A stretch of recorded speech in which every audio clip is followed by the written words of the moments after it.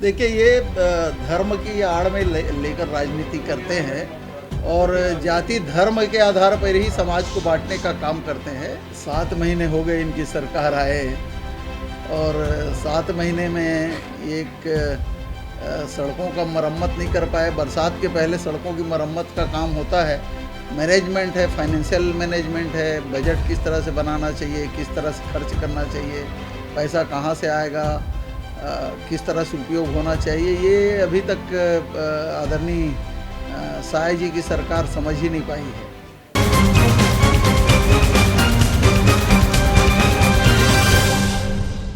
छत्तीसगढ़ के पूर्व नगरीय निकाय मंत्री शिव डहरिया ने एक बार फिर कई सारे मुद्दों को लेकर सरकार पर हमला बोला है। दरअसल कवर्धा में मुख्यमंत्री साय के द्वारा दिए गए फूल और लाठी बरसाने वाले बयान पर पलटवार करते हुए उन्होंने कहा कि भारतीय जनता पार्टी हमेशा से ही धर्म के नाम पर राजनीति करती है और जाति धर्म के आधार पर लोगों को बांटने का काम करती है।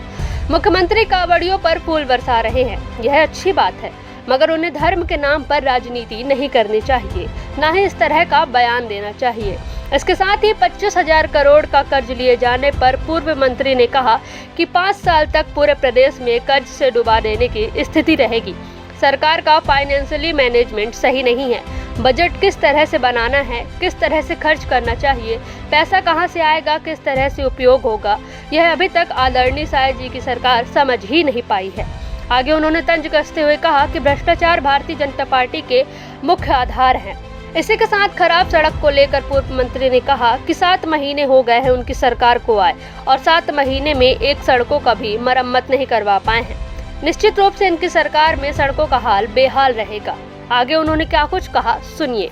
डिप्टी सीएम ने कवर्धा में पुष्प बरसाया कांवड़ियों का, उसके बाद उन्होंने बयान दिया है कि जिस क्षेत्र में कांग्रेसी सरकार थी तब लाठी बरसाते थे, वहां हम पुष्प बरसा रहे हैं। इसको किस रूप में लेते हैं? देखिए ये धर्म की आड़ में लेकर राजनीति करते हैं और जाति धर्म के आधार पर ही समाज को बांटने का काम करते हैं और इसी तरह का विचार माननीय मुख्यमंत्री जी दे रहे हैं, जो एक गलत परंपरा है। पुष्प बरसाए कोई दिक्कत नहीं है, लेकिन इस तरह का बयान उचित नहीं है।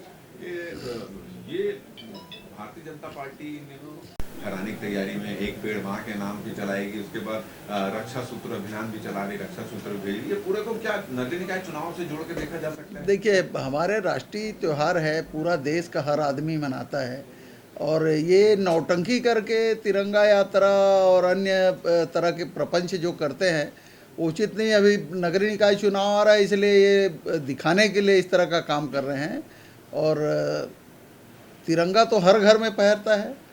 हमारे देश में हर व्यक्ति जो है तिरंगा का सम्मान करता है, लेकिन इन लोग नौटंकी करके लोगों को दिखाना चाहते हैं कि हम ही तिरंगा के सम्मान करने वाले हैं, जो उचित नहीं है। कर रही है, इसके बाद वो स्वेच्छा से कोई भी संपत्ति को अपना घोषित नहीं कर पाएंगे और महिलाओं की भी भागीदारी सुनिश्चित करनी है। देखिए मैं तो पहले ही कहता था, ये जाति और धर्म के नाम पे लड़ाने का काम करते हैं। अभी हिंदू मुस्लिम एकता हमारी देश की गंगा जमनी तहजीब है, लेकिन उसको भी बांटने का काम आदरणीय मोदी जी की सरकार कर रही है। निश्चित रूप से उसका नुकसान देश को होगा। आज कश्मीर जम्मू का साल है। भारतीय जनता पार्टी के नेताओं का कहना है कि पूरी कश्मीर की तस्वीर बदल चुकी है। अब वहाँ पर उद्योग लग रहे हैं, व्यवसाय बढ़ रहा है, युवाओं को काम मिल रहा है। कांग्रेस के समय, आपके समय में स्थिति बदतर होती जा रही है। 5 साल हो गए, वहाँ चुनाव नहीं करा पाए आदरणीय मोदी जी। प्रजातंत्र नाम की चीज़ नहीं रह गई है। रोज़ आतंकी हमले पाकिस्तान से हो रहे हैं, चीन कहीं सीमा में घुस जा रहा है। तो ये मोदी जी की उपलब्धि है, दिखाने के लिए कुछ है और कहने के लिए कुछ है। क्या आपको नहीं लग रहा है कि धारा 370 हटने अभी इस तरह का तो नहीं दिख रहा है, क्योंकि 5 साल में तो कोई चुनाव ही करा नहीं पाए हैं और जब चुनाव होंगे तब वास्तविक स्थिति का पता चलेगा।